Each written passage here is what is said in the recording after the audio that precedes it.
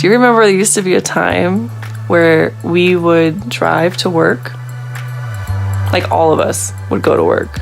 I know.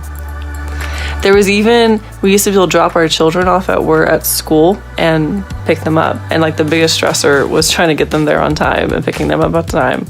And then they had school between that and learn stuff from their teachers between that time period. Yeah, a long time ago. Feels like 2 months almost. How you doing in this 2 months of quarantine? This has been a journey. I was reflecting in this new norm on and in reflection of Deuteronomy 6, verse 4, which is our text for this Sabbath, that there's this overflow happening now because we can't compartmentalize our lives. All of us do this, where we have who we are at work and who we are at school and who we are at home and who we are at church, different hats that we have to put on, different roles we play. And sometimes we may even have different personalities in some sense in each one. And context may dictate that. Our voices may even change in the way that we talk, our tone. Have you noticed now, though, when we're all in the same space, how that may sometimes change those roles? Maybe your tone of voice that you have with your children versus how you have when you start work on Zoom.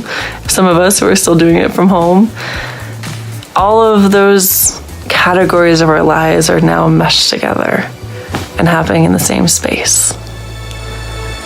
And in as much as it has a lot of stress and it's hard to create some of those boundaries, there's this overflow happening, or that can happen, or maybe even that should happen, with faith, with who we are. In Deuteronomy 6, it talks about having faith that's on the way. That you love the Lord your God with all your heart, with all your soul, with all your mind. On the way. Completely. In every aspect of life. Not fitted in one compartment of your experience in life. It's not stuck in one space, but it's in everything.